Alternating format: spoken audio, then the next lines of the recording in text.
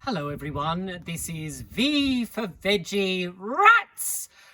Yes, we've had a ratty incursion, or maybe, as Claire just showed you all, it was Claire's dog Speckle.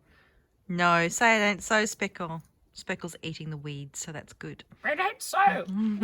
There we go. I just answered for Speckle. This is, as I said, V for Veggie Rats. We have indeed had a ratty incursion, and we're now inviting you to our once were vigorous vegetables wake. But let's start on a positive note and focus in on the vegetables that we have managed to harvest. You'll see there have been some rats having a little nibble at the back. Yes, right here. However, this row looks a little bit diminished because we have harvested the rocket, also the spinach, and Claire, I think you'll agree it made a delicious salad, did it not? It was totally delicious. In this pot, we did have, or rather still do have, the remnants of some kale. We've harvested a bit of that, and we've got some spinach left. So we've started on a positive note, but now let's move to the negative, shall we? This is the devastation that the rats have wrought, and you'll notice that they have very cleverly and carefully pulled off each particular leaf from the broad beans and the most succulent tip, and they have left the plant in the ground. So I'm sure your next question will be, though of course I can't hear you, so I'll just assume, are these going to grow back?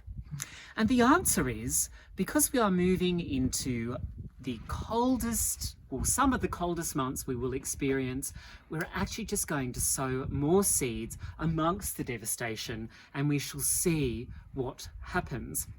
Now, I have a little tip towards the end of this video for those of you experiencing similar issues to us, which should see us at least get some leaf crops before the rats do.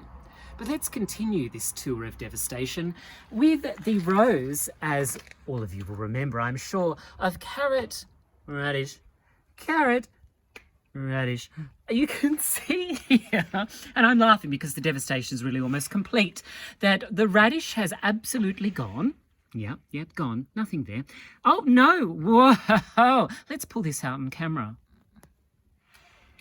Okay. They've even nibbled this section of the root. Good. So the radish and carrots have been fairly much devastated as well. And if we move up, we'll see the shining light amongst the devastation is actually these leek and onion rows, which for the most part have actually grown quite well. We move onwards, and you'll remember, this part has nothing to do with rats, but you'll remember that the broad beans, rather the dwarf beans, were sown as an experiment, but unfortunately we did have some early, about 70, 80 kilometre an hour winds, which were extremely cold and dry. And this is the result. Not exactly beautiful, is it? So we might say goodbye to these, but please bear in mind that if you do have pea and bean crops and they've either reached the end or they're not growing particularly well, and you want to sow something else, these are in the family Leguminosae. Did I say that right? No. Oh, I can't even say it. The rats have really got me. They're in the legume family, and that means that they are nitrogen fixers through nodules on their roots. So if you leave the remnants in the ground and then sow amongst them, the new plants will actually feed off the nitrogen as it's released into the soil. So there's another positive element to what is really a failure. Moving on up to the bed where you might remember we sowed some spinach and some silver beet. Now, mercifully, they've actually left these ones, the rats, fairly much alone. But that's probably because they're not as fully grown and not as succulent. Yes, our rats are connoisseurs. Moving on. You'll see that amongst the station sown cauliflower and broccoli, it's really only the cauliflower that is left here. Claire's going in for a close-up, and yes, she will have to get close because I haven't grown much.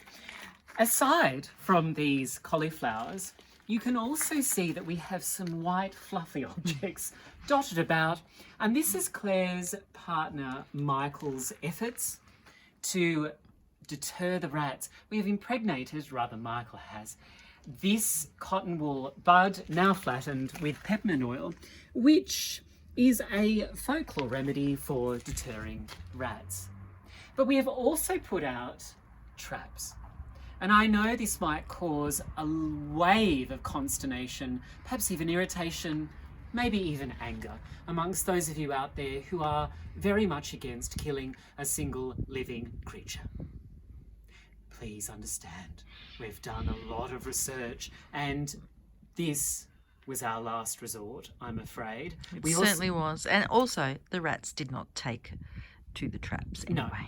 So they did not. They were too clever. Succumb to the traps, but we had to try all that we could. Now we're going to move on once more to this end, because this is also another positive-ish area. We have some spinach that survived, but unfortunately the kale that ran up the centre had succumbed. They really love the kale, don't they? The kale is sweet, it's delicious, we like it, they of course like it. I do have a suggestion, however, which I actually canvassed with Claire this morning, and that is to keep the frost fabric, which is here, that we have actually placed over our seed rows to hasten germination. We're actually going to keep this frost fabric over the top of the plants. Hello, Speckle. No. We're going to keep this frost fabric over the top of the rows, not only when they germinate or before they germinate, but hopefully for the entire lifespan of the plant. My idea is that we will actually bury both ends of the frost fabric into the ground so that the rats will be less inclined to eat and have less access to the plants. Now, we only propose to do this for the most part over the leafy greens, the ones we're picking at baby leaf stage, but this should hopefully ensure that we do have more crops to harvest eventually. We will, as usual, fellow gardeners, keep you informed, for this is V for Veggie Rats!